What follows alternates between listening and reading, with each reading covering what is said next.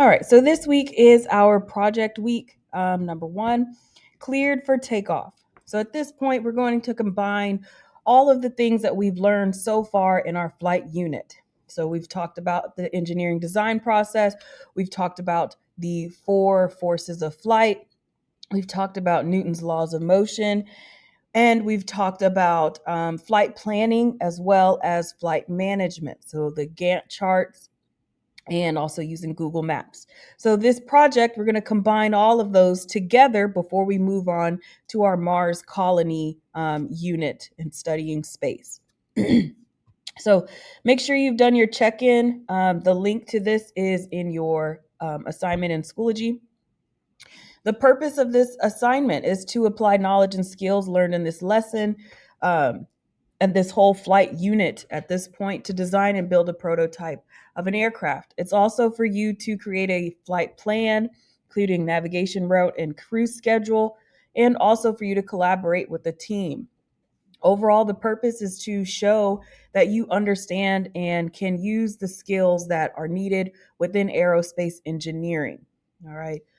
Some of the basic skills that you would need in that career pathway. All right. Our vocab, we've got design brief, flight planning, Gantt chart, Google Maps, engineering design process, generate concepts. We pretty much have all the vocab for the school year up until this point. I just kind of highlighted the main points of what we're using specifically right now. We're going to cover pretty much all of them though. So topic one is aircraft design. So this task, I'm just going to kind of guide you through my own aircraft design. You're going to do this with your group later in the week with your partner. You're going to do the exact same thing that I'm doing. Maybe you'd use a different sketch or maybe use a different program to make your aircraft design and your overall what you're going to make. But pretty much you're going to do the same thing that I'm doing. So define the problem. Always going to define the problem first, because how are you going to come up with a solution for something you don't even know what the problem is? All right.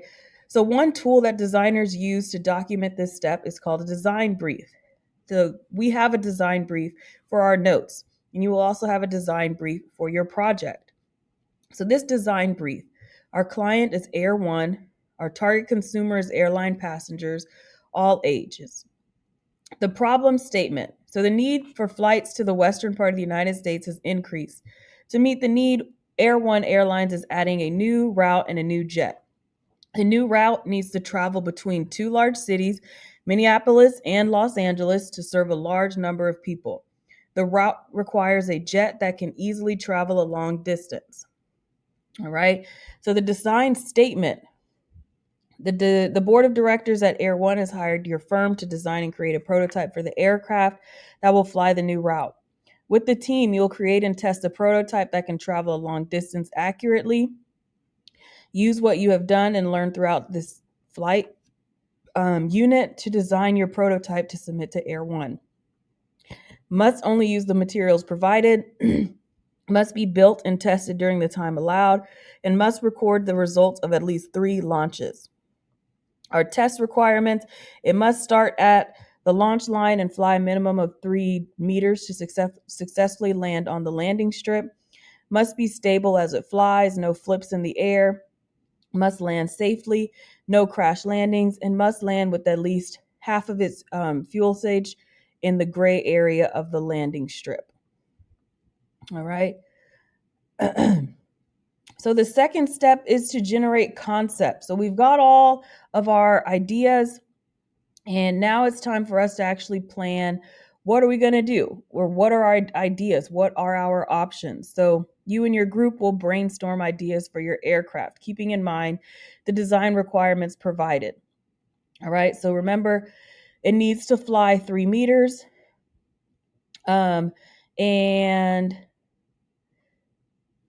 it doesn't need to do any flips. It must land safely, so no crash landings. But pretty much that, and the materials provided. I'm going to provide you, we have cardboard, we have cardstock paper, and we have tape. All right. So whatever you do, you're going to sketch and document your ideas. So to sketch, You can just use a sheet of paper, or you can use an app like draw.io or Google Canvas. But these are all options for you to draw. You can draw digitally, or you can draw um, with your paper and a pencil, and then to put the picture here. You would insert image and by camera, and you could take a picture with your Chromebook to upload your picture there.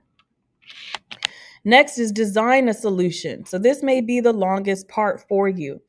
You're going to actually design what you're going to make. So again, we have at this point made a paper airplane, but maybe you want to use cardboard this time. And you need to write a list of all the materials you plan to use. So cardstock, cardboard, tape, scissors, um, whatever else you make. Maybe you add a weight to it, a magnet to it. All right. But those are all things that you would add here, and you would tell me what your final solution actually had inside of it, or what the plan is for your final solution. Then your build and test. You're going to test your prototype. So trial 1, 2, and 3. You need to tell me how far did your prototype travel. So I will have it written. I'll have 3 meters out on the classroom floor, and you need to fly it over the test landing strip.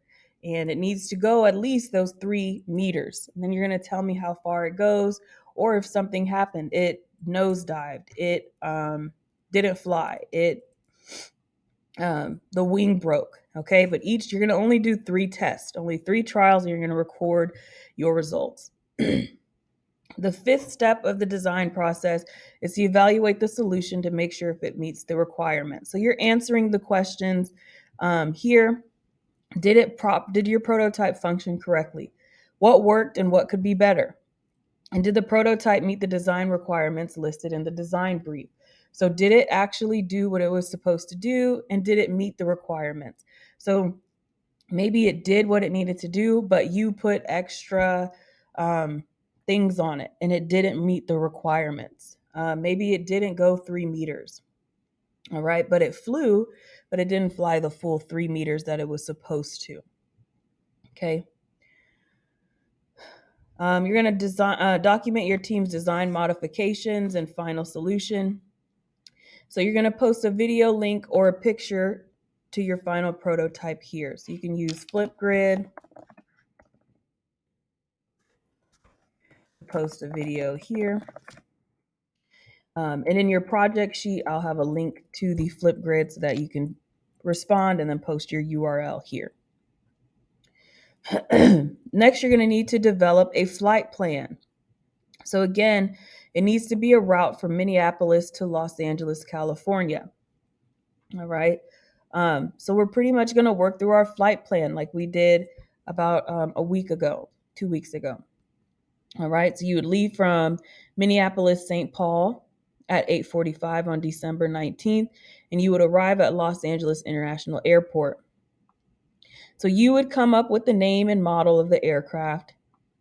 Using Google Maps, you will find alternate destination airports. You will give me the distance between departure and arrival airports in miles and nautical miles. You will give me the flight time. All right. So it's going to leave at 8:45. But what time will we land? Right? You need to give me 2 checkpoints. All right. It's 200 to 300 miles apart. You can pretty much just kind of see. You don't want them back to back. That's what I'm looking for on that requirement. Okay. Description of each checkpoint identifiable on a sectional map. So your 2 checkpoints, and then tell me what those are. Are they major cities? Are they mountains? Is it water? What are they? All right. And that's your part for the develop a flight plan. And then your last part is to make a crew selection. So now that you've identified your flight plan, you need to complete your second task, creating a crew schedule for the flight. So here's our crew request information, and here's our crew scheduling rules. All right. So crew shift starts 1 hour before the flight, ends 30 minutes after the flight, and crew must rest. Crew must rest and not fly for 10 hours. All right. So again, we're leaving December 19th at 8:45. So we need our crew ready.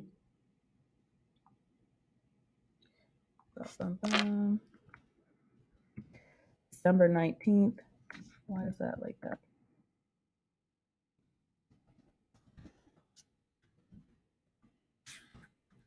We need our crew ready December 19th at 7:45.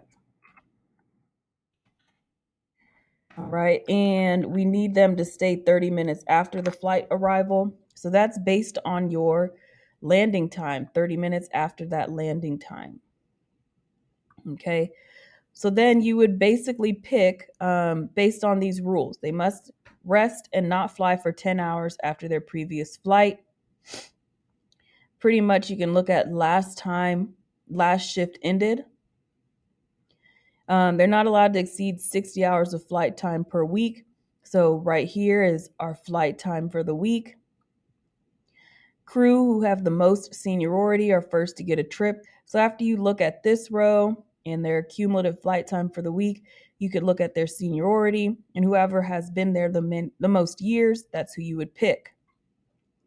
And if a person is not available to fly, do not show a colored bar near their name. Just leave it blank. We're not worried about that part because we're just making a selection based off of this chart right here.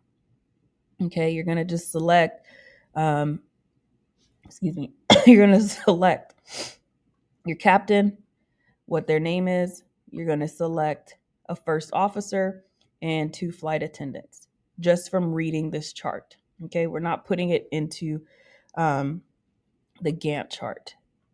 All right, and that will be your project for the week. At the end of the week, we will present our aircraft designs. So what we're naming our aircrafts and what it will look like. All right.